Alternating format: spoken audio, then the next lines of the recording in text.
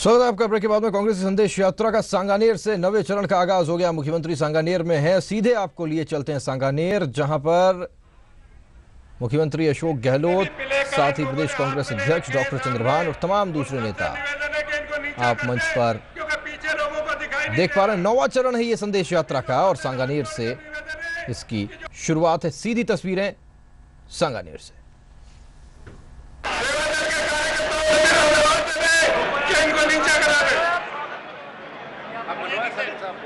ये सब नीचे कराओ, सब चालू कराओ ना, करवाओ तो नीचे करवाओ,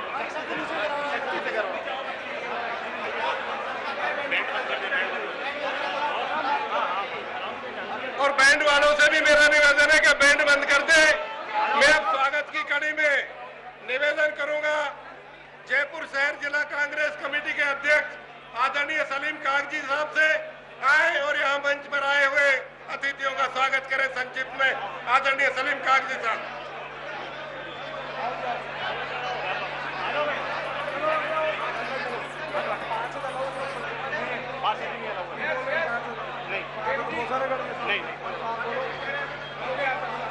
मेरा पुनः निवेदन है, जो लोग मंच पर उपस्थित हैं उनसे पुनः निवेदन है कि उतर जाए, जल्दी से आगे की कार्रवाई प्रारंभ करनी है। आप लोग सभी नीचे उतरे।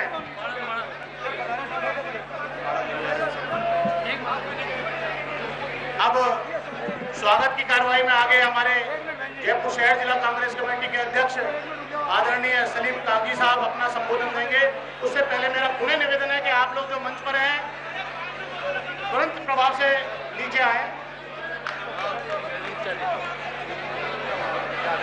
भाई आप लोग सभी उतर जाएं।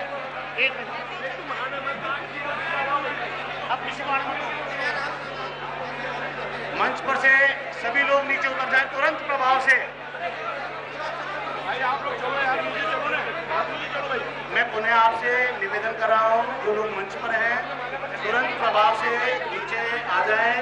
हमारे जयपुर शहर जिला कांग्रेस कमेटी के अध्यक्ष माननीय श्री सलीम कागजी साहब अपना स्वागत उद्घोषण देंगे। एक बार उतरो भाई, चलो भाई, चलो चलो चलो चलो चलो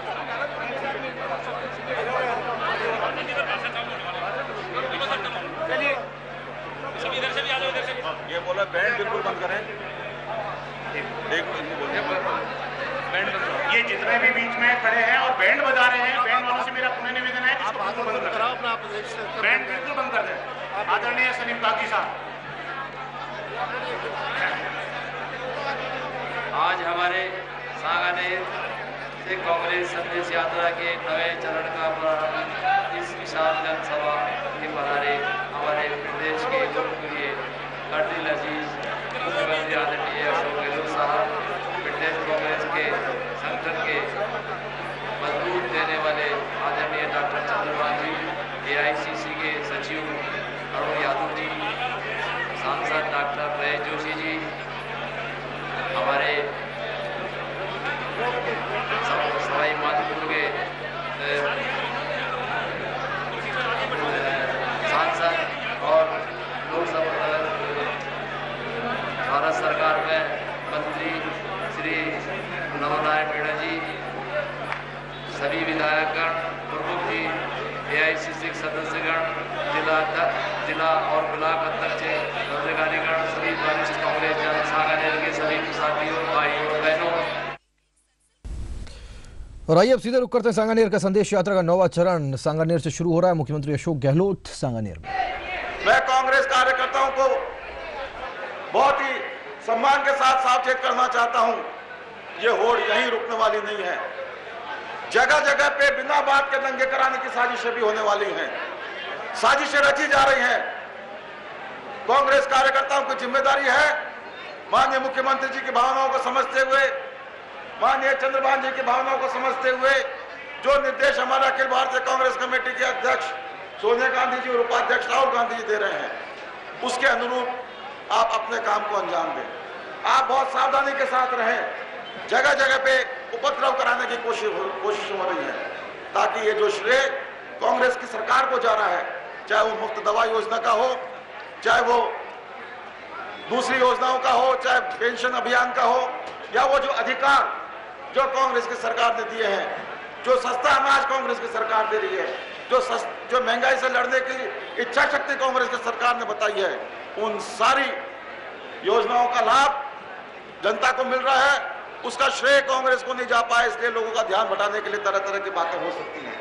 मैं आपसे अपील करना चाहता हूं कि आप उन सारे भ्रम से, उन सारी अफवाहों से गुमराह जनता को नहीं होने दें और जिस तरीके से आप पेंशन महाअभियान में कांग्रेस के कार्यकर्ता पदाधिकारी लगकर जनता को राहत दिला रहे हैं, अपनी उस गति को बनाए रखें। मैं सांगानेर क्षेत्र के बारे में बहुत अधिक लंबी बात तो नहीं कहना चाहता। माननीय मुख्यमंत्री जी, आपने जयपुर के लिए गवर्नमेंट कॉलेज की घोषणा की है। मैं माननीय मुख्यमंत्री जी से आग्रह करना चाहता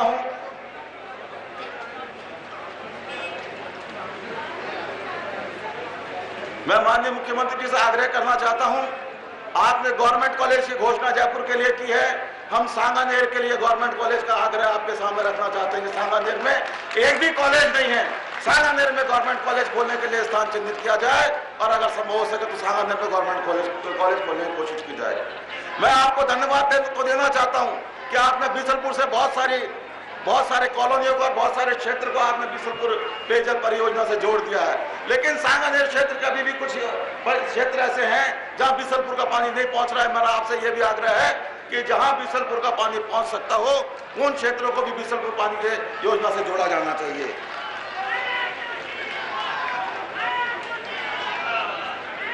मैं ये भी आपसे आग्रह करना चाहता हूं कि कुछ अनियमित कॉलोनियां किन्हीं कारणों से नियमित नहीं हो पा रही हैं। आपने बहुत सारी शिथिलता दी है, आप उन शिथिलताओं को लागू करने के लिए जेडी अधिकारियों को, यूडीएच के अधिकारियों को पाबंद करें कि उन जो शिथिलताएं आपने दी है उनका समयबद्ध तरीके से और समय के अंदर अंदर आप जो आपने प्रशासन शहरों के संघ का अभियान चला रखा है उसमें उन कॉलोनियों के नियमन को पूरा किया जाए। मैं आपका आभार व्यक्त करना चाहता हूं। आपने मेडिकल कॉलेज खोलने की घोषणा की है और सीतापुरा इलाके में, प्रताप नगर या सीतापुर इलाके में मेडिकल कॉलेज खोलने की संभावना व्यक्त की जा रही है। अगर संभव हो तो मेडिकल कॉलेज भी आप सीतापुर या प्रताप नगर में, सीतापुरा या प्रताप नगर क्षेत्र में उसको स्थापित करने के लिए मंजूरी देने की कृपा करें। बहुत सारी योजनाओं के बारे में और मेरे पास विवरण है, लेकिन आपको एक ही बात कहता हुआ कि वर्तमान में जो विधायक हैं,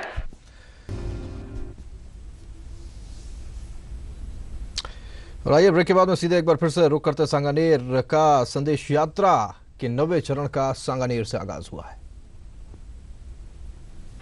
हमारे पीसीसी के चीफ डॉक्टर चंद्रभान जी, हमारे सचिव कांग्रेस कमेटी से भाई अरुण जी यादव, मेरे साथी सांसद महेश जी जोशी, राजस्थान के शिक्षा मंत्री आदरणीय शर्मा जी, मिश्रा जी, आपके वृद्धिचंद जी, कागजी साहब, जितेंद्र सिंह जी और यहाँ उपस्थित सभी नेतागण, सांगानेर और पूरी कॉन्स्टिट्यूंसी से आए हुए सभी भाइयों बहनों और प्रेस और मीडिया के बंधु, साथियों, आप जानते हैं प्रजातंत्र में हर 5 साल में पार्टियां जनता के दरबार में आती हैं। आज कांग्रेस पार्टी के लोग भी आपके दरबार में आए हैं। राजस्थान सरकार ने पिछले 4-4.5 साल में जो काम किए हैं, जो योजनाएं बनाई हैं, जो कार्यक्रम प्रारंभ किए हैं, उसका संदेश देने के लिए आए हैं कि हमने क्या किया है। भारत सरकार की विभिन्न योजनाओं में, फ्लैगशिप में जो विभिन्न कार्य हो रहे हैं, राजस्थान सरकार द्वारा जो कार्यक्रम उठाए हैं, उसकी जानकारी का पूरा ब्यौरा देने के लिए आपके पास में आए हैं। साथियों, पिछले दिनों राजस्थान सरकार ने जो फ्री दवाई की योजना चालू की, उसके बाद में पेंशन की जो योजना चालू की, आपकी 1 रुपए किलो गेहूं देने की जो योजना चालू की, और भारत सरकार ने जो हमारी जननी और शिशु सुरक्षा योजनाएं चालू की, आज सारे देश में और आपके राजस्थान में इन सब का फायदा हो रहा है। साथियों, जबरदस्त उत्साह है लोगों में। जहां कहीं भी हम जा रहे हैं, लोग काफी उत्साहित हैं और इससे घबरा करके और विरोधी पार्टियां तरह तरह की बातें लेकर के आपके सामने आती है कि अमुक चीज में काम नहीं हुआ, अमुक चीज में काम नहीं हुआ। मेरी आपसे विनती है कि पार्टियों से, विरोधी पार्टियों से पूछो कि आपके पास क्या कार्यक्रम है, आप आगे क्या करना चाहते हो। सिर्फ एक सरकार की बुराई करने से और कोई थोड़ी बहुत ही खामी निकालने से पार पड़ने वाली नहीं है। आज लगभग 23-24 लाख लोगों को पेंशन का प्रबंध आदरणीय अशोक गहलोत जी की सरकार ने किया। आपके जननी और शिशु सुरक्षा में देश में 1.25 करोड़ हमारी बहन बेटियों को जापे में फायदा में सहायता मिली है और राजस्थान में भी लगभग 12 लाख महिलाओं ने जो सुविधा जापे के समय दी जाती है वो प्राप्त की है।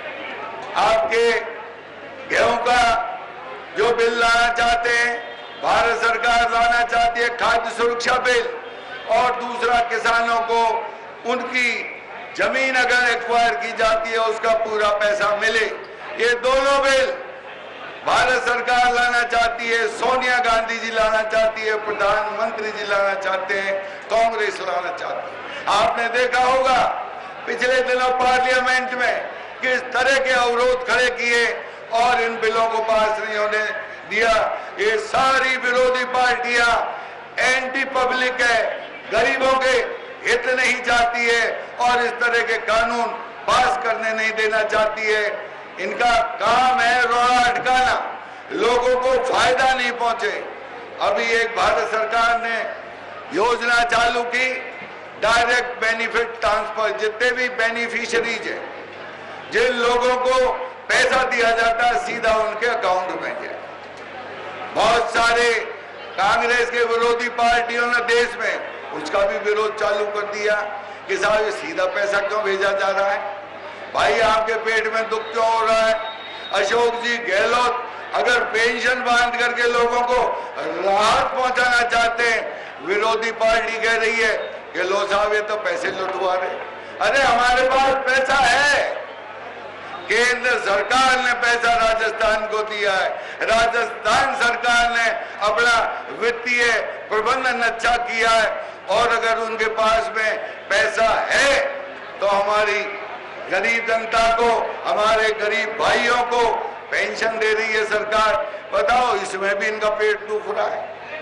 हर चीज में रोड़ा अटकाना, हर चीज में गलती निकालना विरोधी पार्टियों ने अपना उसूल बना लिया है।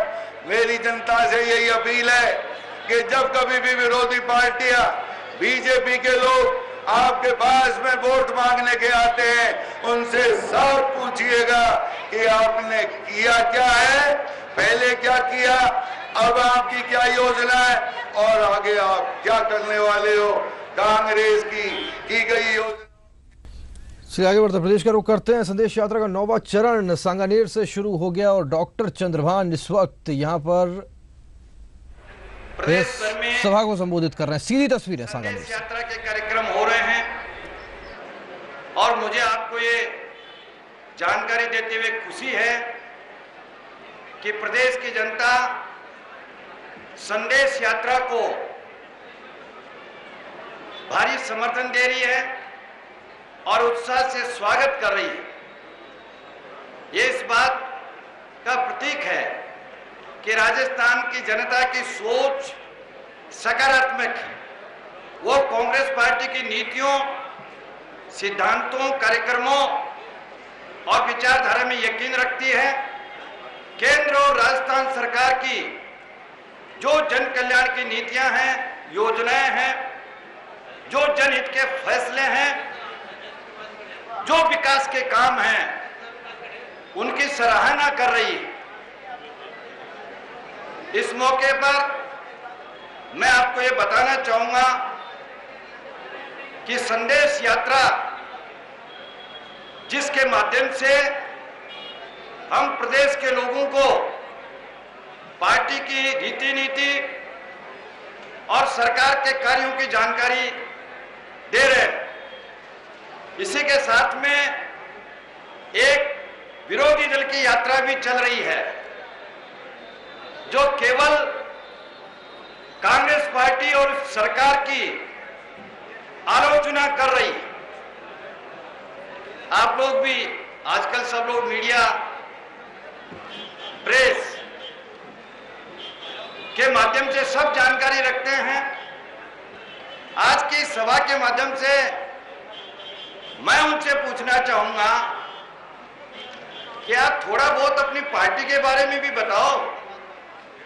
आपका भी कोई राजनीतिक दल होगा, उसकी कोई सोच है या नहीं, उसकी कोई नीति है या नहीं, उसका कोई कार्यक्रम है या नहीं, उसकी कोई विचारधारा है या नहीं, इस देश और प्रदेश के लिए उसका भी कोई योगदान है क्या? आज निश्चित रूप से लोकतांत्रिक व्यवस्था में सब लोग अपनी बात अपने तरीके से कहते हैं, लेकिन जनता काम की बात को ढूंढ लेती है। आज ये साबित हो गया है, लोगों की सोच सकारात्मक होती जा रही है। भारतीय जनता पार्टी और उनकी नेता केवल नकारात्मक बातें कर रही है, लोगों को उनकी तरफ ध्यान नहीं है। और यदि मैं ये बात कहूं तो कोई गलत नहीं है। इसमें प्रदेश में न केवल कांग्रेस पार्टी के पक्ष में माहौल है, बल्कि लोग कांग्रेस पार्टी के संदेश को सुनना चाहते हैं और उसे पसंद कर रहे हैं। तो एक तरफ कांग्रेस की संदेश यात्रा है और दूसरी तरफ बिना किसी कार्यक्रम के, बिना किसी नीति के और बिना किसी सोच के केवल सत्ता की प्राप्ति करने के लिए लोगों को भ्रमित करने का काम करने की वसुंधरा जी की यात्रा चल रही है। और ये इसमें न कहीं कोई सुराज की बात है, न कोई संकल्प है।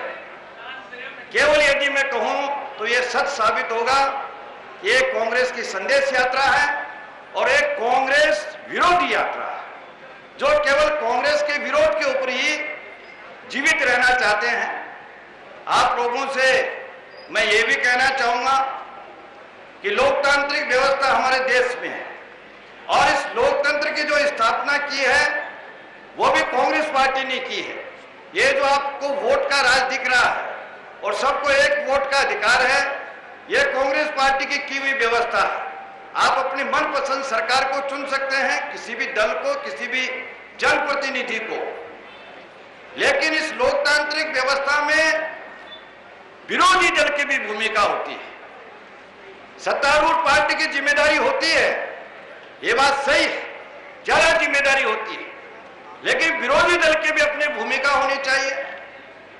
आज राजस्थान में और प्रधानमंत्री की इस पीसी के बाद आइए अब सीधे रुख करते हैं सांगानेर का। मुख्यमंत्री अशोक गहलोत संदेश यात्रा के 9वें चरण के आगाज के मौके पर प्रदेश कांग्रेस के अध्यक्ष सभा को संबोधित कर रहे हैं। सीधी तस्वीरें सागर हमारे केंद्रीय मंत्री जवाहरलाल नेहरू साहब, एआईसीसी के सचिव पूर्व केंद्रीय राज्य मंत्री यादव साहब, आपके लोकप्रिय सांसद भाई जोशी जी, हमारे शिक्षा मंत्री प्रेम शर्मा साहब, शहर अध्यक्ष सलीम काजी साहब, ऊर्जा मंत्री डॉक्टर जितेंद्र सिंह जी, महापौर साहिबा श्रीमती ज्योति खंडेलवाल, प्रमुख साहब राजधानी नागर, सुरेश मिश्रा जी, विधायक गंगा देवी जी, भगवान शाह सैनी, एआईसीसी के सचिव संजय बाबला जी, महिला जाट साहब, मुख्तार मछी जी, ब्लॉक अध्यक्ष सीताराम जी शर्मा, ब्लॉक अध्यक्ष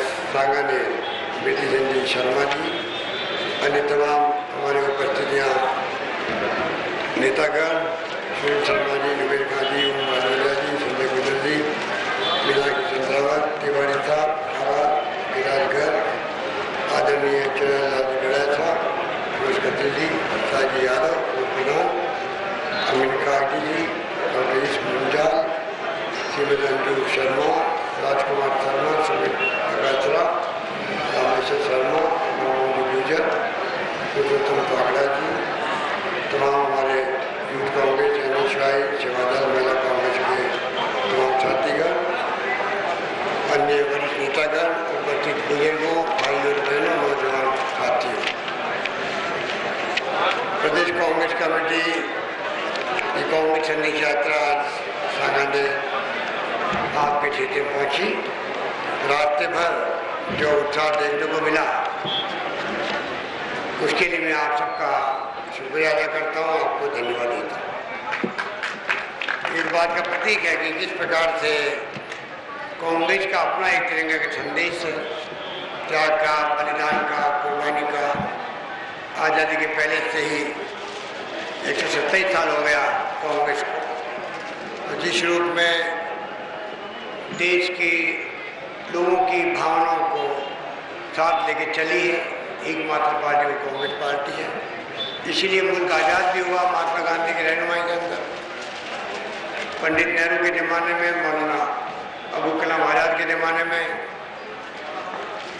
अम्बेडकर के ज़माने में, सरदार पटेल के ज़माने में जो नीतियाँ बनी, जो कार्यक्रम बने देश के लिए, जो सिद्धांत प्रतिपादित हुए, वही आज कारगर साबित हुए हैं।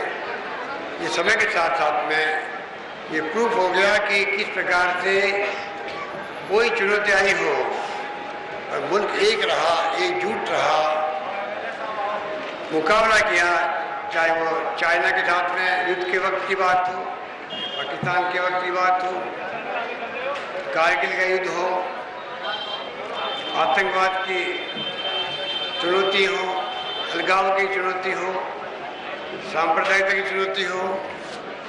इस कांग्रेस के जो सिद्धांत, उसके नीतियाँ वही देश के सामने रखी गई, उससे ही मुल्क एक रहा, अखंड रहा और पूरी दुनिया में मैसेज संदेश गया। इतना बड़ा, दुनिया का सबसे बड़ा लोकतंत्र वाला मुल्क हिंदुस्तान, जहाँ पर लोकतंत्र की जड़ें मजबूत हुई है, 65 साल के बाद में भी पाकिस्तान व बांग्लादेश की तरह बार बार सैनिकों के शासन नहीं हुए। अब लगता है कि पाकिस्तान में चुनाव होने लगे, भगवान करे वहाँ लोकतंत्र कायम रहे। बिना लोकतंत्र के लोगों को मान सम्मान मिल नहीं सकता है, अन्याय, अत्याचार, शोषण का मुकाबला हो नहीं सकता है। लोकतंत्र है, हर जनप्रतिनिधि को, चाहे वो छोटा हो बड़ा हो, गरीब से गरीब आदमी को जाके हाथ जोड़ने पड़ते हैं, नमस्कार करना पड़ता है, आशीर्वाद मांगना पड़ता है, उससे उसका मान सम्मान बढ़ता है। और ये मान सम्मान इसीलिए कायम रहा गरीबों का देश के अंदर, क्योंकि कांग्रेस के सिद्धांत, नीतियाँ, कार्यक्रम के साथ साथ में वोटों का अधिकार जो दिया है देश की जनता को, वो महात्मा गांधी के वक्त पे ही तय हो गया और कांग्रेस के वक्त पे तय हो गया कि देश में लोकतंत्र कायम रहेगा। और कायम नहीं रहा, बल्कि उसकी जड़ें बहुत मजबूत थी। इंदिरा गांधी चुनाव हार गई थी, राजीव जी चुनाव हार गए थे, एक सेकंड नहीं लगाया सत्ता सौंप दी मोरारजी भाई देसाई को, वीपी सिंह जी को। हालांकि उसके बाद में क्या तमाशे हुए, उसका अलग इतिहास है, आपको मालूम है कैसे आंधी चली इंदिरा जी की वापस, क्योंकि सबको पोल खुल चुकी थी, जो लोग सत्ता में आए थे। चुनाव के वक्त में वादे करना दूसरी बात है। जनता पार्टी बनी, कई वादे किए इस प्रकार के, सरकार बनी तो आपस में लड़े झगड़े, प्रधानमंत्री बदल गए 100 साल के अंदर। राजीव गांधी के खिलाफ षड्यंत्र हुआ, सत्ता से हटे, लोकतंत्र है, सत्ता सौंपी वीपी सिंह जी को, राज नहीं कर पाए 10 महीने। तो लंबा इतिहास ये मुल्क देख चुका है। झूठ के आधार पर जो राजनीति होती है उसका हर्ष क्या होता है वो देख चुका है। इसलिए अब हम जब देखते हैं कि नेता प्रतिपक्ष भी हो, चाहे पीसीसी के बीजेपी के अध्यक्ष हो, विपक्षी पार्टियां स्वराज यात्रा निकाल रही है, जो स्वराज यात्रा नहीं वो कुराज यात्रा है, क्योंकि उनका शासन पहले शासन नहीं था, कुशासन था, जनता भोग चुकी है। जयपुर के लोगों को और किसानों को तो पता नहीं यूथ है नहीं, किस क्षेत्र में लूटमार नहीं हुई थी उसका एक काला अध्याय है। क्या क्या नहीं कहा गया था जयपुर के अंदर, आपको मालूम है, पानी गंदा आ रहा था, लोग मर रहे थे, तो क्या बोले मुख्यमंत्री? प्रेस में पूछा पत्रकारों ने, भाई ये लोग मर रहे हैं तो मरना तो एक दिन सबको ही है, जो आएगा देश में दुनिया में वो जाना ही है वापरेगा। ये नहीं कहा कि मैं पानी के पाइप बदलवाऊंगा, जांच करवाऊंगा, लापरवाही किसी हुई उसको मैं सजा दूंगा, ये किसी ने नहीं कहा। इतने कितने उदाहरण हैं जो आपको मालूम है कि शासन में क्या हुआ, कैसे भ्रष्टाचार हुए, कैसे फायरिंग हुई, कैसे लोग मारे गए, क्यों मारे गए, क्यों झूठे वादे किए गए। टोंक में भी, सोयला में, गरसा रावला के अंदर 36 गुजर मारे गए थे। ये सब झूठे वादों का परिणाम था। अब फिर झूठे वादे करते हुए घूम रहे हैं और सरकार को बदनाम कर रहे हैं। और सारी बातें मैं समझता हूँ कि बिना आधार के कही जा रही है, जो कि कॉमन बातें होती है। आधार के अंदर पानी नहीं आता, बिजली नहीं आती है, सड़क नहीं है। ये पूछो कि आपके राज्य में क्या था। अभी चंद्रबानी कह रहे थे, ठीक कह रहे थे, अगर हम अब कोई घोषणा नहीं कर दे रहे कि भाई पीसी टैबलेट बांटे, 6,000 रुपये 3.5 लाख बच्चों को हमने दिए अभी, अब बजट पास होने के बाद में कोई घोषणा करके देते तो ऐतराज करना देखो विपक्ष का धर्म बनता है, उसका हम मान सम्मान भी करेंगे। अगर कोई ऐसी गलती बताएंगे तो हम सम्मान करेंगे कि हाँ ये इनकी बात में दम है। ऐसा नहीं होना चाहिए। पब्लिक भी कहेगी भाई ये देखो चुनाव आ गए, इसलिए वोट लेने की खातिर इन्होंने टैबलेट बांट रहे हैं, लैपटॉप बांट रहे हैं छात्रों को। अभी जुलाई के अंदर 1,11,000 छात्रों को लैपटॉप बांटेंगे, 18-20 हज़ार का होगा। 2 साल पहले की घोषणा है ये। पिछली बार नहीं बांट पाए, 2 साल एक साथ बांटते हैं क्योंकि पिछली बार प्रक्रिया में गड़बड़ हो गई। छोटे लैपटॉप आ गए, मैंने कहा छोटे नहीं देना तो पूरा लैपटॉप दो। प्रधानमंत्री आए थे दूधू के अंदर, लैपटॉप बनना शुरू हुए, 15 लैपटॉप बांट दिए, 5 लैपटॉप बांट दिए। मैंने देखा ये लैपटॉप जो हम चाहते थे बजट में घोषणा उस अनुरूप नहीं है। मैंने मुख्य सचिव का वापस प्रक्रिया शुरू करके अब जाकर पूरी हुई। पीसी टैबलेट बच्चे कंप्यूटर सीख जाएंगे बचपन में तो जिंदगी पर आराम पाएंगे। 3.5 लाख बच्चों को हमने दिए, चेक 6,000 रुपये के। अब उनको कहते हैं कि ये जो पेंशन मिल रही है लोगों को वो रेवड़े बांटते हैं और ईमान में भेज देना। तो लोगों की ईमान पे शक करने का अधिकार किसी को नहीं है। मैं कंडेम करता हूँ इस प्रकार के अल्फाज बोलना, लोगों को भड़काना। ईमान नहीं जाए किसी का, ईमान के ऊपर शक कैसे किया आपने, ये मैं पूछना चाहूँगा। क्या किसी को पेंशन मिलना, सम्मान पेंशन मिलना, वृद्धों को, बुजुर्गों को सम्मान पेंशन है, विधवाओं को, परित्यक्ता महिलाओं को अगर पेंशन मिलती है, एक नारी को सम्मान पेंशन के रूप में दे रहे हैं हम लोग। निसज्जन है भाई बहन, उनका पेंशन है वो सम्मान पेंशन है। उनको आप कह रहे हो रेवड़े बढ़ रही है, तो ये मैं समझ नहीं पा रहा हूँ कि ये तो पहले से पेंशन की योजना थी। हमने खाली शर्त हटाई भाई कि घर में 25 साल का नौजवान हो जाए, पेंशन बंद होती थी, बंद नहीं होनी चाहिए। ये बजरी घोषणा है। मैं जो मुख्य रूप से कहना चाहता हूँ आपको, एक तो हम चुनाव के पहले नई घोषणा करके बांटने लग जाते, तब तो फिर भी आरोप लगाते। पर जो बजट हमने पेश किया 40,000 करोड़ का, वित्तीय प्रबंधन शानदार किया, इसलिए हमारा बजट बढ़ा। राजस्थान के अंदर कहाँ तो 2,500 होता था, 4,500 होता था, कहाँ 40,000 करोड़ का बजट मैंने पेश किया। असेंबली में पास हुआ बजट वो, उसके बाद में उसको लागू करने की हमारी नैतिक रूप से हमारी बनती है। अगर हम लागू नहीं कर पाते, जो विपक्ष चाहता तो लागू नहीं हो, तो कहता भी था लागू कुछ नहीं होगा, चुनाव आ जाएंगे। अच्छा ये तो लागू है, वो तो चाहते ही थे, क्योंकि हमने प्लानिंग करके टाइमली सब फैसले कर रहे हैं। बजट के जो घोषणा है वो पूरी हो रही है एक के बाद एक। उसकी तकलीफ उनको हो रही है कि तो पॉपुलर बजट पेश हो गया, ये तो सब लागू हो रहा है। तो आप इस प्रकार लोगों को फरमा रहे हो, आरोप लगा रहे हो सरकार पर। 4 साल से कुछ नहीं किया, 5 साल से अब कर रहे हैं। अब कैसे कर रहे हैं? बजट की घोषणा पूरी करें हम लोग। इधर मैं कहना चाहूँगा इस प्रकार की जो भ्रम पैदा करने की जो चालाकियाँ हैं, जो षड्यंत्र है, उसको मैं आपको आगाह करना चाहता हूँ। मुझे योजना नहीं बतानी आपको, क्योंकि आप शहर के रहने वाले लोग हो, जयपुर आसपास में सबको मालूम सांगानेर तक क्या योजना बनी है, क्या क्या योजना चल रही है, चाहे वो 1 किलो गेहूं की बात हो, 1 रुपये किलो गेहूं की बात योजना हो, क्या आवास बन रहे हो गरीबों के 50,000 का 80,000 या 70,000 देंगे उनको। शहर में और गांव में 5,000 का फर्क है मकान बनाने की कीमत के आधार पर, बाथरूम सहित वो देंगे हम लोग। तो जो योजना हमने लागू की है खाली बजट के अंदर, वो तो हमारा धर्म बनता है कि हम उनको लागू करें, उसको लेकर तकलीफ क्यों हो रही है।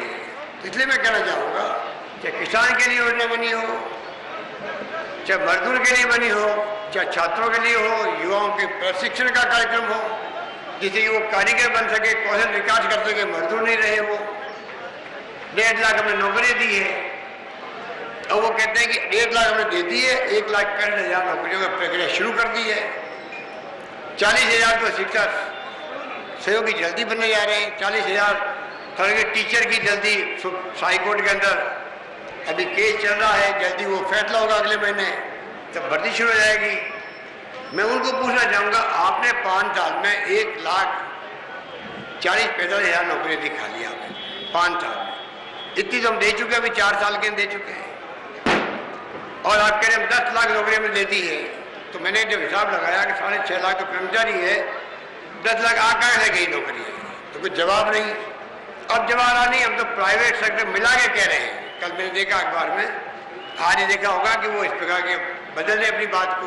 जब पोल खुल गई कि 10 लाख तो कर्मचारी नहीं राजस्थान में, लगाया कैसे आपने। तो इस प्रकार की जो मैं समझता हूँ कि प्रेसिडेंट गांव के संघ के लिए कह रहे साहब, तो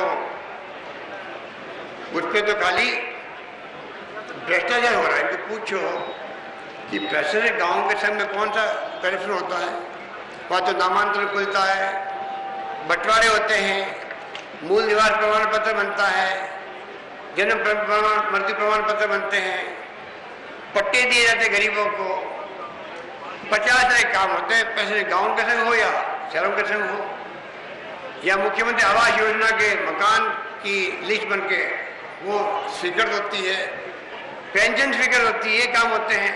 शहरों में भी हमने आवास योजना लागू की है, ग्रामीणों की तरह मुख्यमंत्री आवास योजना, जहाँ उनको 70,000 रुपये मिलेंगे। मैं उनको पूछना चाहता हूँ, इस पे करप्शन कौन सा हुआ, कोई जवाब नहीं इनके, ऐसे ऐसे लफ्ज पहले बोले गए हैं। जबकि मैं आपको कहना चाहूँगा, मैं खुशी की बात की है, पिछला अभियान जब चला था 95,770 गरीबों को पट्टे हमने दिए एक्स्ट्रा, तो केंद्र सरकार ने जो इंदिरा आवास योजना है उसके अंतर्गत करीब 400 करोड़ रुपया अधिक दिया राजस्थान सरकार को, क्योंकि आपने पट्टे बांट दिए गरीबों को, अब इनके मकान बनाने के बाद हम आपको देते हैं। इस प्रकार की शानदार कामयाबी के साथ योजनाएं चल रही है, और वो लोग नरेगा का बात हो चाहे कोई बात हो, इस रूप में वो उठाते हैं कि हमारे वक्त में ये था, अरे हमारा आपके वक्त कुछ नहीं था, आपके वक्त में तो कुछ था नहीं, केंद्र की नई योजना आई थी, और अब मजदूर की मजदूरी बढ़ गई है, किसान भी हो, इंडस्ट्री वाला हो। ये तो इतना बड़ा है, सोनिया गांधी जी का फैसला हुआ है देश के अंदर कि मजदूरों की बार्गेनिंग पावर बढ़ गई है। वो कहता नहीं साहब मुझे इतना तो पैसा नरेगा मिल जाएगा, आपकी तो जैसे बताओ मेरे को, उसको 200 रुपये मिलता है, 250 मिलता है, तो नरेगा में क्यों आएगा। हमें तकलीफ होनी भी नहीं चाहिए, सरकार का पैसा ही तो है वो पैसा। इसलिए मैं कहना चाहूँगा, इस प्रकार ये जो आरोप लगाए गए हैं, पानी की योजनाएं के बारे में अनशन बोले गए हैं, इनको पता ही नहीं कि 4-5 साल बर्बाद कर दिया आपने। भरतपुर की योजना जो हमारे वक्त बनी थी वो आपने उलझा दी कोर्टों के अंदर ही, 5 साल निकाल दिया, अब जाके हमने उसको पूरी की है 3-3.5 साल के अंदर। बाड़मेर की योजना आपने रोक दी, अभी सोनिया गांधी जी आई थी, बाड़मेर के अंदर लाखों लोग इकट्ठे हुए, इंदिरा गांधी कहना कि पानी बाड़मेर तक आ गया। बिशनपुर का पानी पाइप बिछ रहे थे, हमारे आने के बाद में 6-8 महीने में हमने उसको पूरा किया। वो योजना हमारी वक्त बनी हुई थी, बिशनपुर की भी। आपने कौन सी योजना बनी है तो बताओ। नागौर की योजना हमारे वक्त में डिवीजन खुल गए थे, वहाँ पे काम जरूर शुरू किया, पूरी हमारे वक्त में हुई, अभी तक काम चल रहा हो, तो पहला फेज पूरा नहीं हुआ और दूसरा फेज की बात हम करने लग गए। तो आज भी बड़ी योजनाएं जितनी भी राजस्थान की है, चाहे बाड़मेर सेकंड फेज हो, नागौर सेकंड फेज हो, बिशनपुर का पानी ब्यावर तक जाने की बात हो, चारों ओर की योजना जो है, सवाई माधोपुर योजना अलग चल रही है, उसको उलझा के रख दिया, वो पूरी नहीं हो पा रही अभी। तो मैं कहना चाहूंगा आपको कि ये जो बातें बोली जा रही है इसमें कोई दम नहीं है। विकास दर की बात कर रहे हैं, विकास दर राजस्थान की जो है सरकारी आंकड़े बता रहे देश दिल्ली के, उससे आप बहुत नीचे आ गए हो। इनको पूछो कि 2-3 साल लगते हैं सच्चे आंकड़े आने में, अंतिम आंकड़े आने में, सच्चे नहीं अंतिम आंकड़े आने में 2-3 साल लगते हैं। अभी 10-11 के आंकड़े आए थे अभी, उस पर आपको जाकर खुशी होगी। पूरे मुल्क में राजस्थान विकास दर में नंबर 1 रहा, 15.35% नंबर 1, और पर कैपिटा इनकम प्रति व्यक्ति आय भी नंबर 1 देश के अंदर रहा राजस्थान। उसके बाद में कई बार मानसून के कारण से कई बार आप बहुत हाइट पे पहुंच जाते हो तो जरूर नहीं उसका आप मेंटेन कर पाते, कोई राज्य हो केंद्र में क्यों नहीं हो। जितनी विकास दर बढ़ेगी एक लिमिट होती है उसकी, उसके बाद में स्थिर भी होती है, के बाद नीचे भी आती है। हम नंबर 1 पे आए हैं, ये आंकड़े भारत सरकार के ही है, पर आप उनको गलत आंकड़े पेश कर रहे हो राजस्थान के अंदर। इसलिए मैं कहना चाहूँगा कि इनकी बातों में कोई दम नहीं है। हम चाहते हैं कि विकास 5 साल का जो हमने किया है हर क्षेत्र के अंदर, इंफ्रास्ट्रक्चर के अंदर, रिफाइनरी आने की पिछली कल्पना की थी, इनके वक्त में तो रिफाइनरी की परवाह नहीं की इन्होंने, तो ऑफर ठुकरा दी, जवाब नहीं दिया पत्र का। अगर उस पर रिफाइनरी शुरू हो जाती तभी तो आज करीब काम पूरा हो जाता रिफाइनरी का। 10 साल बर्बाद हो गए पूरे के पूरे इनके लापरवाही से। उसका दोष किसको देंगे हम? आज 40,000 करोड़ का इन्वेस्टमेंट आजादी के बाद में पहला इन्वेस्टमेंट आएगा इंदिरा गांधी के के बाद में, जहाँ रिफाइनरी लग के पूरे राजस्थान को लाभ मिलेगा उसका। बड़े बड़े छोटे बड़े उद्योग लगेंगे, लाखों नौकरियां लगेंगी, प्रत्यक्ष परोक्ष रूप से काम मिलेगा। गैस निकल गई है, हवा से बिजली पैदा हो रही 2,500 मेगावाट राजस्थान के अंदर, सूर्य किरणों से बिजली पैदा हो रही 450 मेगावाट। तो चारों ओर से विकास का माहौल बना है, तो मनोबल तोड़ने का काम ही कर रहा है। राजस्थान पिछड़ गया है, ये इनकी जुमले होते हैं। इसलिए मैं आपको कहना चाहूँगा कि आप अभी तो टाइम है चुनाव का, तो जिस रूप में इन्होंने अभियान चलाया है गलत सूचना देने का, झूठे आरोप लगाने का, उससे आपको सावधान करने के लिए हमारी कांग्रेस संदेश यात्रा है। बाकी सीधे आपको अध्यक्ष जी ने बताया आपको किस प्रकार से शिक्षण संस्थाओं में हम आगे निकले हैं। 20 छात्र IAS में सेलेक्ट होना एक साथ में, 20 छात्र इत्यादि पहली बार हो रहा है। इसे कहते हैं 20 IAS एक साथ बनेंगे राजस्थान के, तो कुछ तो हुआ होगा राजस्थान के अंदर, तभी नौबत बनी है। इसलिए मैं लंबी बात नहीं करता हूँ, आप सबको धन्यवाद दूंगा। सुबह के वक्त में आप लोग सब पधारे, और हमारे अध्यक्ष जी को, तमाम के साथियों को बहुत धन्यवाद कि शुरुआत आपके से मीटिंग हुई है और बिजली चली गई बीच में। जब बोले नमन मिला जी, तो मैंने कहा भाई ये कैसे चलेगी बिजली, कैसे चलेगी? फिर मुझे मालूम पड़ा बिजली मंत्री रहे हुए हैं घनश्याम तिवारी जी, तो मुझे जांच करानी पड़ेगी बिजली आज पहली बार क्यों गई यहाँ पर, अभी तो गई नहीं कहीं पर। पूरे प्रदेश की यात्रा हो गई, कहीं पे बिजली नहीं गई है, पहली बार बिजली गई है, तो इसका राज क्या है ये मुझे मालूम करना पड़ेगा।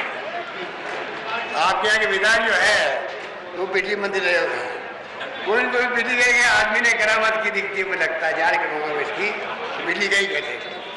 यही बात करता मैं अपनी बात समाप्त करता हूँ। धन्यवाद, जय हिंद।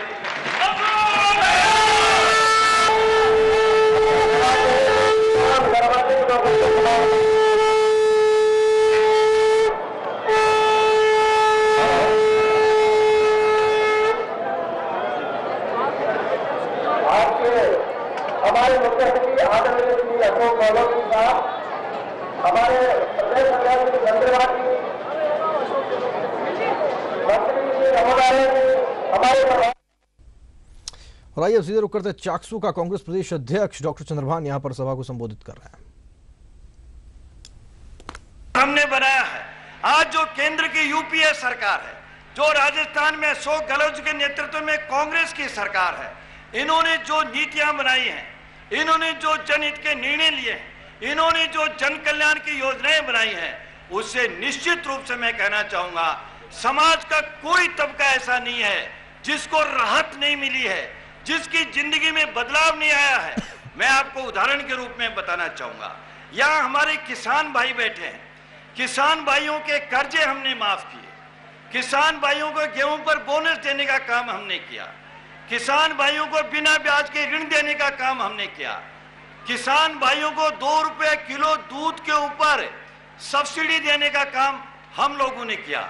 इसके साथ में गरीब आदमी को 1 रुपए किलो गेहूं देने का काम किया, आम आदमी को 5 रुपए किलो आटा देने का काम कर रहे हैं, 10 रुपए किलो उसको चीनी देने का काम कर रहे हैं। हमारी बहनें यहाँ पर बैठी हैं, मैं एक डॉक्टर होने के नाते भी आपको बता रहा हूँ, पहले हमारे घर में जब कोई बच्चा आता था, जब कोई जापा होने की स्थिति होती थी तो पूरे मोहल्ले में चिंता हो जाती थी। पुरानी एक कहावत है कि जब औरत माँ बनती है तो उसको दूसरी जिंदगी मिलती है। इस कहावत को हमारी सरकार ने, सोनिया गांधी जी ने झूठा साबित कर दिया है। अब सरकार आपके साथ है, आपकी डिलीवरी, आपका प्रसव सरकार कराएगी, अस्पताल में कराएगी, मुफ्त में कराएगी। जच्चा और बच्चा दोनों का ध्यान रखिए। कोई भी हो, छोटा हो, बड़ा हो, अमीर हो, गरीब हो, कोई भी, उन सब का मुफ्त इलाज सरकार की तरफ से कराया जा रहा है। अरे पशु तक का, जिसका वोट नहीं पड़ता है, जो मूक बधिर है, उसका भी इलाज हमारी सरकार मुफ्त में करती है। गरीब आदमी को पक्का मकान देने की बात करती है, बच्चों को छात्रवृत्ति देती है, लैपटॉप देती है, हमारे नौजवानों को नौकरी देती है, उन्हें बेरोजगारी भत्ता देती है। जब आदमी का शरीर साथ नहीं देता है, बुढ़ापा आता है, हमारी बहनें हों, हमारे बूढ़े माँ बाप हों, हमारी विधवा बहनें हों, परित्यक्ता बहनें हों, उन तमाम लोगों के लिए सरकार की ओर से सम्मान पेंशन दी जाती है। 20 लाख से ज्यादा लोगों को ये पेंशन मिलने का काम ये राजस्थान की सरकार ने जो किया है, ये अनूठा काम है। मैं आपको यहाँ, मेरे भाइयों, मेरी बहनों, मैं आपको चाकसू में ये बात बता रहा हूँ, इतनी शानदार जन कल्याण की योजनाएं पहले कभी नहीं हुई थी और इन योजनाओं की तारीफ हमारे राज्य में और हमारे देश में नहीं बल्कि दुनिया के अंदर होती है। मुझे बहुत अफसोस के साथ में कहना पड़ रहा है कि ये जो हमारे विरोधी लोग हैं, ये बीजेपी के लोग हैं, ये वसुंधरा जी जैसे लोग। मुख्यमंत्री अशोक गहलोत चाकसू में सभा को संबोधित कर रहे हैं, संदेश यात्रा के तहत सुनते हैं। राजीव अरोड़ा जी, महाराजा जी, सुरेश चौधरी जी, प्रमुख साहब नागर, विधायक श्रीमती गंगा देवी जी, भगवान साई जी सैनी, लक्ष्मण मीणा जी, वेद प्रकाश सोलंकी जी, मुमताज मसीह जी, अब्दुल हमीद खोकर जी, गंगाराम जी मीणा, कादिर खान, अशोक तंवर जी, प्रकाश बैरवा जी, अजीत यादव जी और राजेश चौधरी जी, श्रीमती प्रेम देवी मीणा, प्रधान चाकसू, श्री मायूर प्रसाद जी जैन, प्रधान फागी, श्रीमती रमा बर्राज, तमाम उपस्थित अन्य वरिष्ठ नेतागण, युवा कांग्रेस, NSY, महिला कांग्रेस, सेवा दल व अन्य तमाम उपस्थित हमारे कार्यकर्ता, भाई और बहनों, नौजवान दोस्तों, बुजुर्गों, माता और बहनों, अभी आपको कांग्रेस संदेश यात्रा साउंड तेज कर दो ना।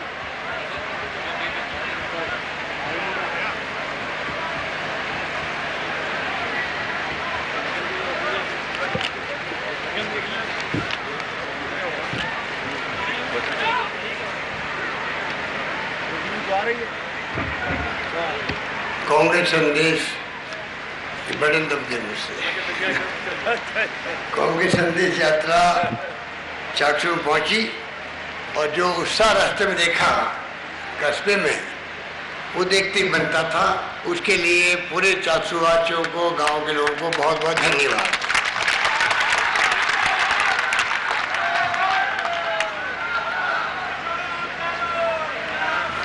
तो आपको सारी बातें जानकारी में हैं, जयपुर के आप पास रहते हैं, अखबार में, रेडियो में, टीवी में आता है क्या क्या सरकार कर रही है, केंद्र सरकार। अभी मीणा साहब हमको बता रहे थे और क्या राजस्थान सरकार ने कार्यक्रम दिए हैं। ये तमाम मैं समझता हूँ कि जब से यूपी गवर्नमेंट बनी है और सोनिया गांधी प्रधानमंत्री नहीं बन करके मनमोहन सिंह जी को बनाया प्रधानमंत्री, इतनी शानदार नेता हमारी हो, एक महिला होकर के आप देखते हो कि इंदिरा गांधी जी थी, वो महिला थी, देश में शासन किया तो दुनिया में नाम रोशन किया, और एक त्याग की प्रतिमूर्ति सोनिया गांधी थी जिन्होंने पद स्वीकार नहीं किया। तो आप सोच सकते हैं एक छोटे पद के लिए भी, एमएलए के लिए, एमपी के लिए, प्रधान के लिए भी झगड़े होते बनने के लिए। और कहा सोनिया गांधी जो प्रधानमंत्री पद की शपथ लेने का वक्त आया तो कहा नहीं मैं नहीं बनूंगी, डॉक्टर मनमोहन सिंह जी बनेंगे। तो जिस तिरंगे झंडे की शानदार नेता हो, जिस तिरंगे झंडे का त्याग का, कुर्बानी का, बलिदान का इतिहास हो, महात्मा गांधी, पंडित जवाहरलाल नेहरू, मौलाना आजाद, अंबेडकर के जमाने के समय से लगाकर आज तक एक नया इतिहास रचा हो, 65 साल के आज़ादी में भी कोई कमी नहीं रखी हो। जो बुजुर्ग लोग बैठे हुए यहाँ पर, उनको ज़्यादा मालूम है कि जब आज़ाद हुआ देश और प्रदेश, तब चाकसू में क्या था, या जयपुर में क्या था, या राजस्थान में क्या था। ना लोग बिजली में समझते थे कि बिजली होती क्या है, ना पानी की सुविधाएं थी, ना शिक्षा थी, ना स्वास्थ्य सेवाएं थी। अब अभी डॉक्टर साहब बता रहे थे कितनी उस शिक्षा स्वतंत्रता आ गई। आज़ादी के वक्त में करीब 8-9 कॉलेज थी पूरे प्रदेश के अंदर, एक भी विश्वविद्यालय नहीं था। तो लंबा समय तय करते करते कांग्रेस आज देश और दुनिया में एक मैसेज दे दिया कि हिंदुस्तान भी विकसित राष्ट्रों के मुकाबले में खड़ा होने लायक बन रहा है।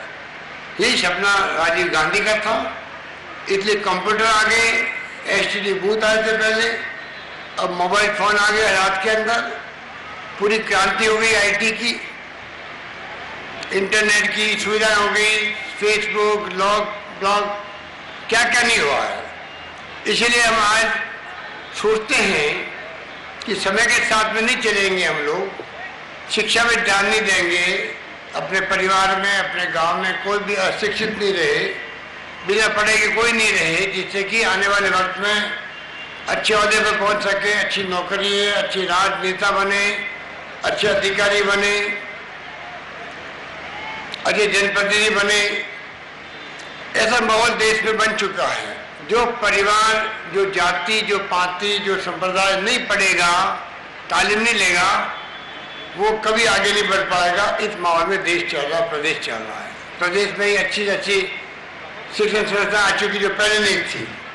पिछली बार हम सरकार में थे तो पहली बार हम लोगों ने अलाउ किया प्राइवेट सेक्टर को भी। इसलिए मैं कहना चाहूँगा जब सब कुछ हमारे सामने है, प्रदेश तेज गति से विकास कर रहा है, शिक्षा में भी, स्वास्थ्य सेवाओं में भी नई नई योजनाएं लेके आ गए, दवाइयाँ फ्री की भी, जांचें फ्री की भी, पशुओं की दवाएं फ्री,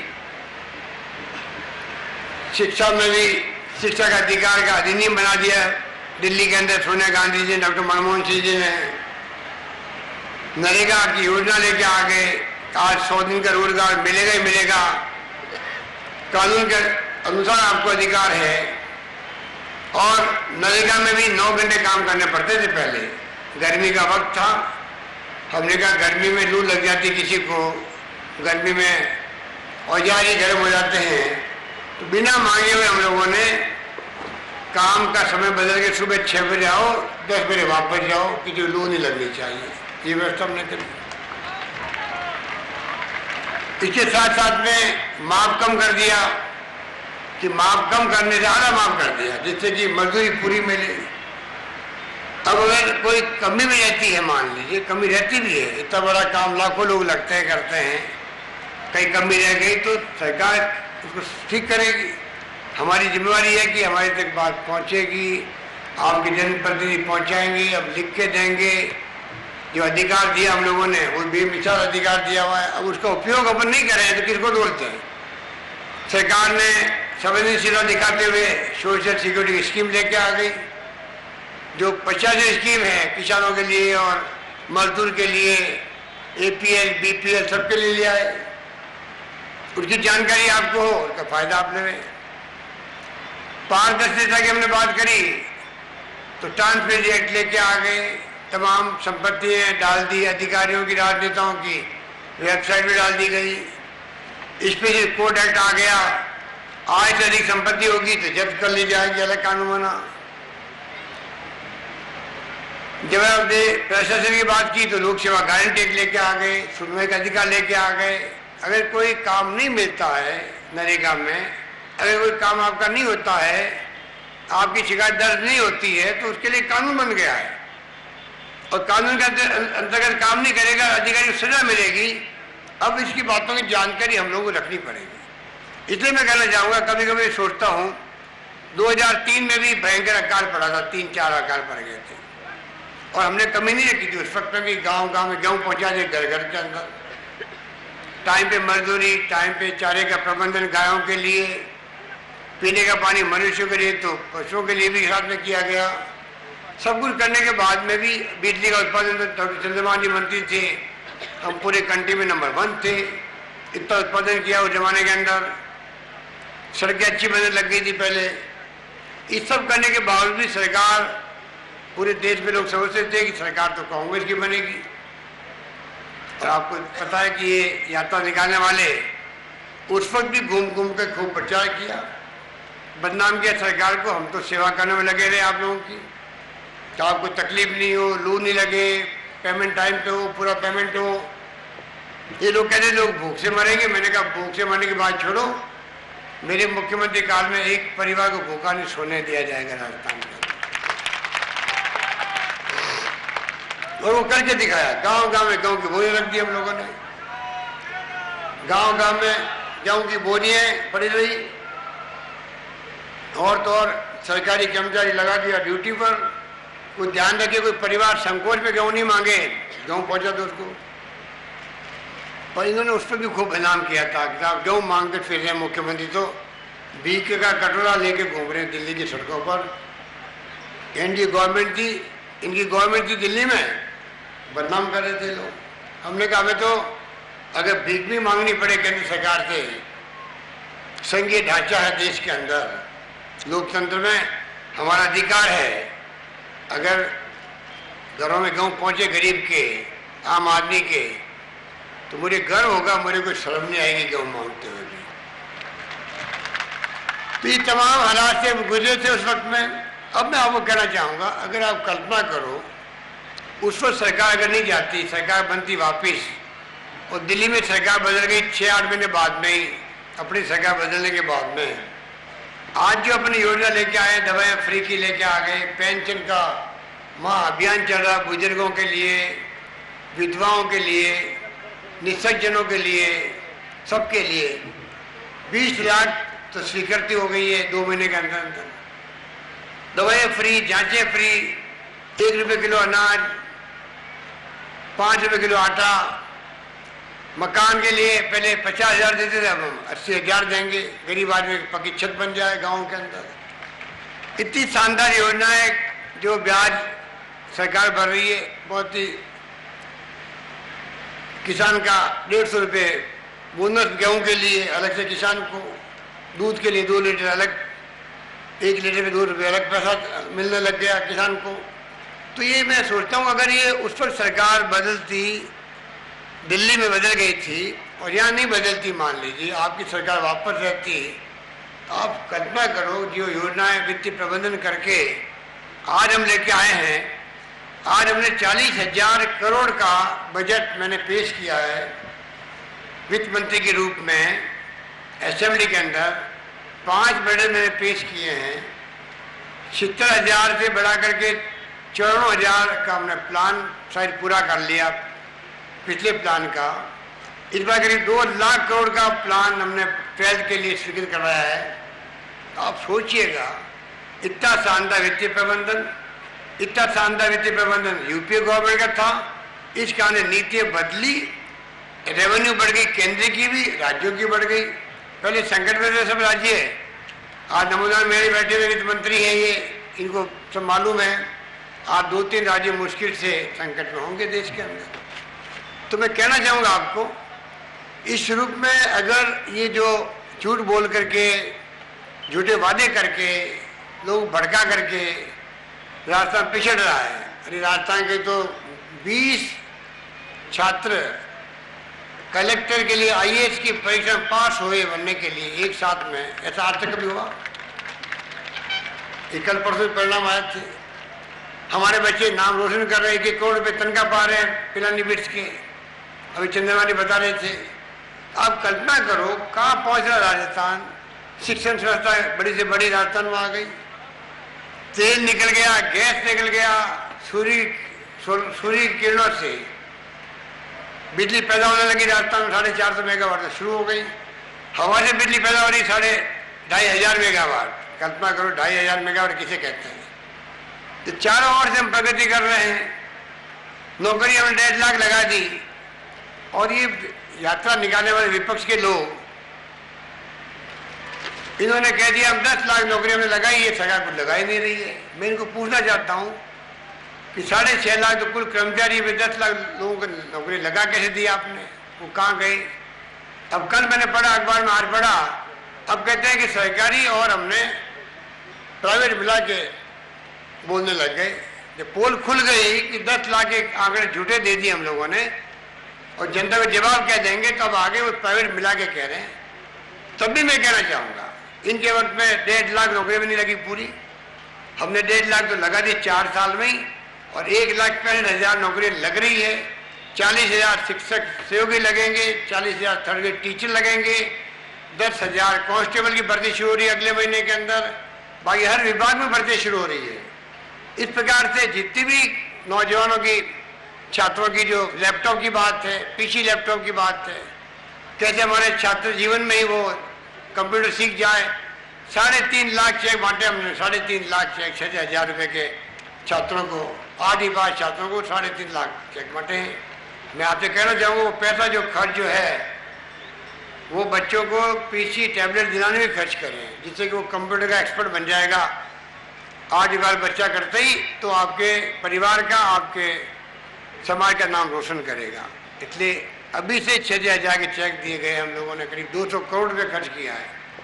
अगले महीने में लैपटॉप मिलेंगे, 18-20 के लैपटॉप था एक लैपटॉप, 1,11,000 छात्रों को मिलेगा। आप सोचिएगा, हम लोग सोचते हैं, हमारी सरकार सोचती है, दूरदृष्टि रखती है कि आने वाले वक्त में हमारे यहाँ का मानव संसाधन छात्र जीवन से ही तगड़ा बने। आज बंधन लग गया, इसलिए आज आईएएस में भी आ रहे हैं, अच्छी नौकरी प्राप्त कर रहे हैं, और आईटी में क्रांति का फायदा उठाएंगे तो पता नहीं हम लोग कहाँ पहुँचेंगे, किस लेवल में पहुँचेंगे, कोई सोच नहीं सकता है। इस रूप में सरकार फैसले कर रही है। युवाओं के लिए 150 करोड़ रुपए खर्च कर रहे हैं हम लोग।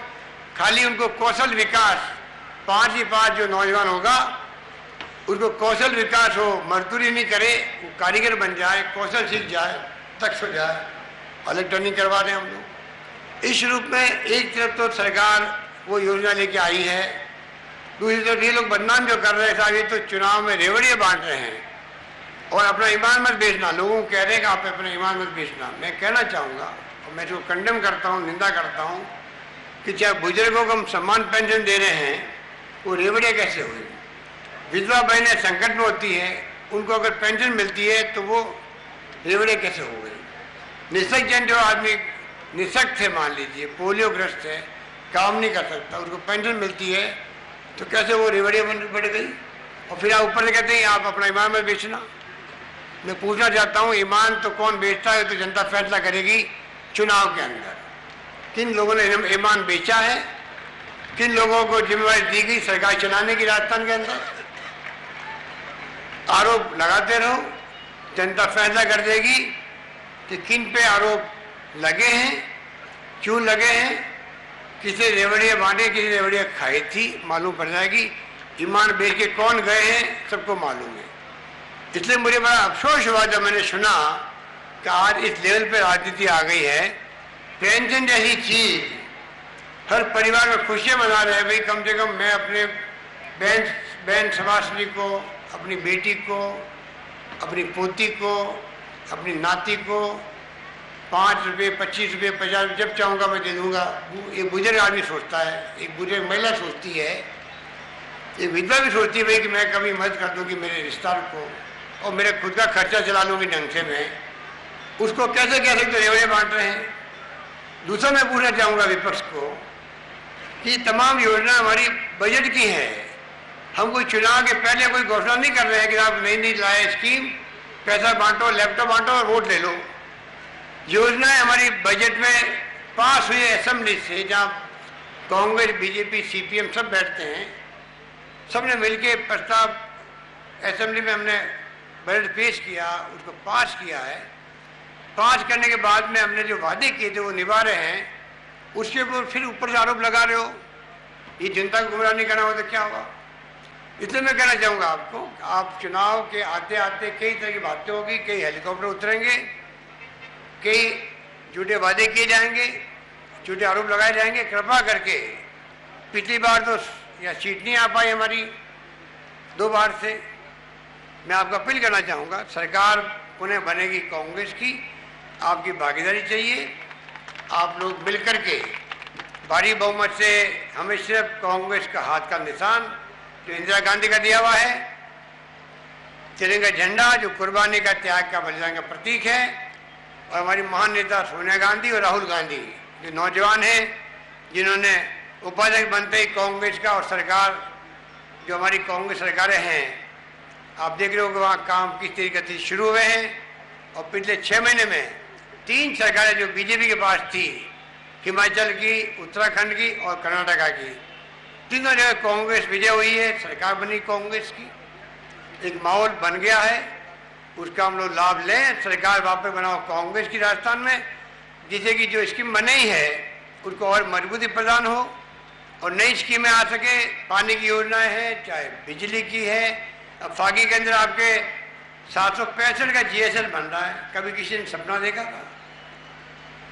पिछली बार हमारी गवर्नमेंट थी, उसके पहले पूरे प्रदेश में खाली 400 kV का हीरापुरा के अंदर बगड़ू के पास में एक था GSL, एक मात्र राजस्थान में एक।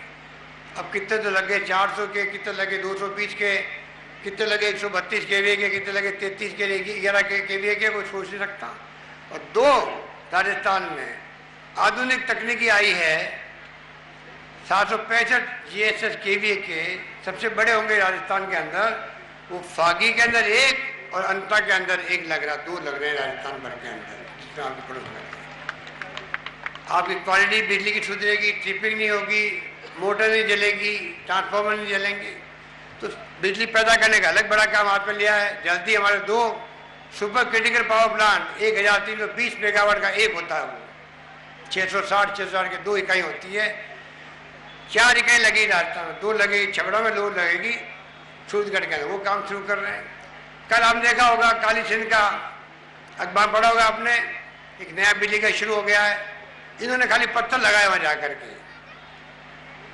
हमारी गवर्नमेंट आने के बाद में पूरा प्लांट जाके अब जाके वो पूरा हुआ है। तो कहने का मतलब ये है कि हमारे वक्त में 4500 मेगावाट बिजली पैदा हुई है। और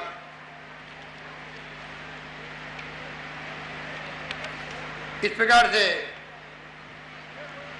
सबसे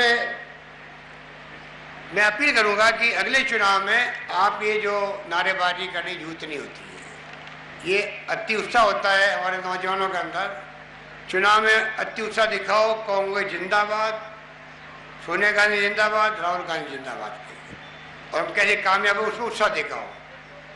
बीजेपी के खिलाफ की उनकी जो नीति है, उनकी जो नीति व नीयत में फर्क है, वो जनता को बताओ। सरकार ने जो काम किए, शानदार बेमिसाल फैसले किए हैं, हिंदुस्तान के इतिहास में किसी राज्य में नहीं होंगे उतने शानदार फैसले 4 साल में आपकी सरकार ने राजस्थान में किए, मैं दावे के साथ कह सकता हूँ। ये हमारी शान है राजस्थान की, इसको बताओ जाके जनता के अंदर। मीटिंगों के अंदर अति उत्साह में अगर प्रतिस्पर्धा करेंगे तो पार्टी को फायदा नहीं होगा। पहले में हम कामयाब नहीं हो पाए थे, कुछ सबक लेना चाहिए हम लोगों को। इसलिए मैं अपील करना चाहूँगा कि इन सब बातों का आप लोग ध्यान रखें, उस रूप में आपको काम करना चाहिए। बाकी बातें मैं आपको कह चुका हूँ, मेरे डॉक्टर चंद्रभान जी ने, नमूना मीणा जी ने, कटारी जी ने और बाकी वक्ता सब बोल चुके हैं, माई राजा साहब वगैरह। कोई कमी नहीं रखी है, हर वर्ग के लिए, माइनॉरिटी भी क्यों नहीं हो, प्री पोस्ट मैट्रिक स्कॉलरशिप मिल गई, आवासीय विद्यालय बन रहे हैं उनके लिए, छात्रों के लिए अलग बन रहे हैं, मदरसा बोर्ड का अलग गठन हुआ है, वो आगे बढ़ रहा है, पैरा टीचर लग रहे हैं, किसी समाज में सब वर्गों के लिए, महिला हो, पुरुष हो, बुजुर्ग हो, निसज्जन हो, विधवाएं हो, नौजवान हो, छात्र हो, बच्चे हो, सबके लिए योजना बनी है और वो बेमिसाल बनी है।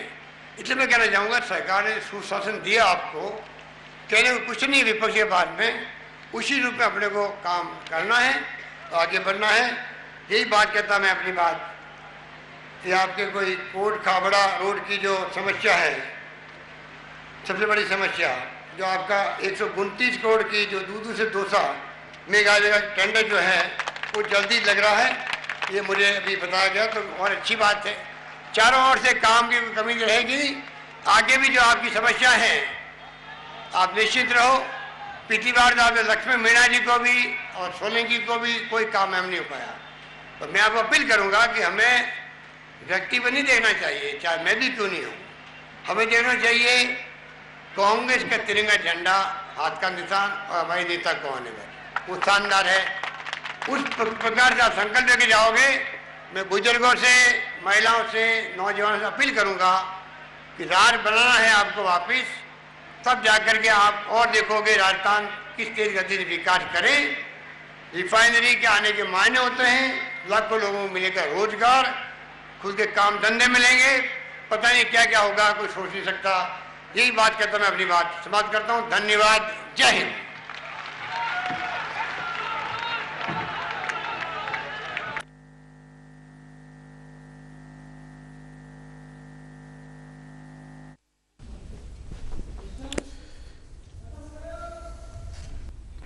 कांग्रेस संदेश यात्रा इस वक्त निवाई में है। चलिए सीधे रुक करते निवाई का, जहां पर जनसभा को मुख्यमंत्री अशोक गहलोत संबोधित कर रहे हैं।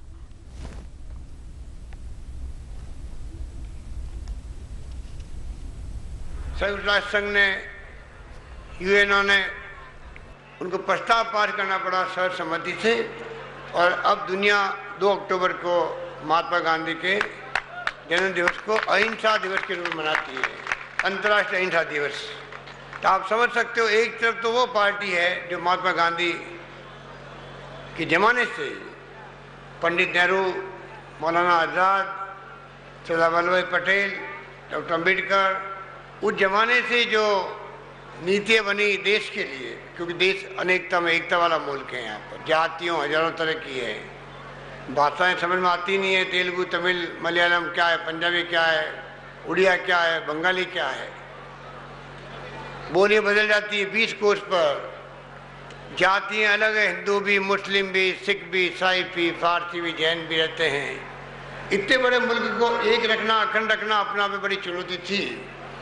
पर मुझे गर्व है कहते हुए इतने झंडे वाली पार्टी ने, आज़ादी मिलते ही पंडित नेहरू ने जिस रूप में दूरदृष्टा के रूप में काम किया, आधारभूत संरचना रची, बड़े बड़े इस्पात के कारखाने उस पर लेके आ गए, बड़े बड़े बांध बना दिए जिनको आधुनिक मंदी के रूप में कहा गया, जिससे हमारी नींव कमजोर नहीं पड़े देश के विकास की। और वो करिश्मा 65 साल की लगातार यात्रा आप देख रहे हो।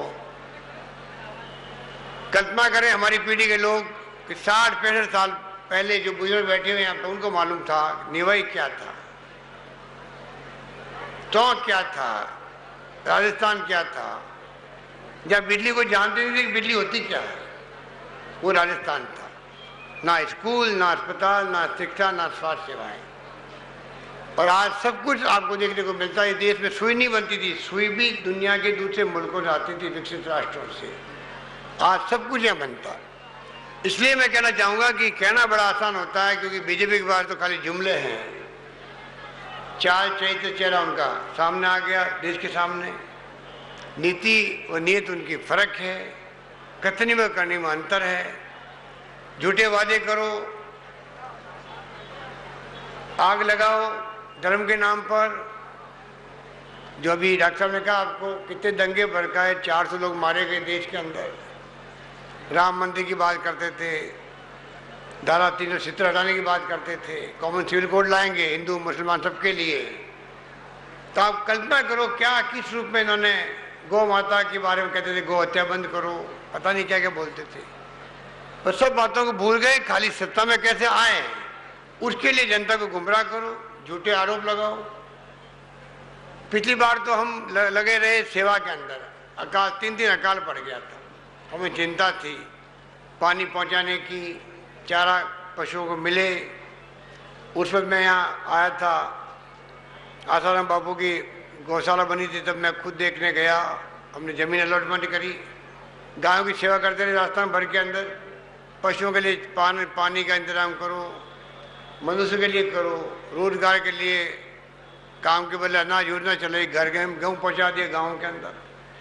उस वक्त भी ये लोग, हम तो काम करते रहे और ये लोग भड़काते रहे लोगों को, कर्मचारियों को अलग भड़काया।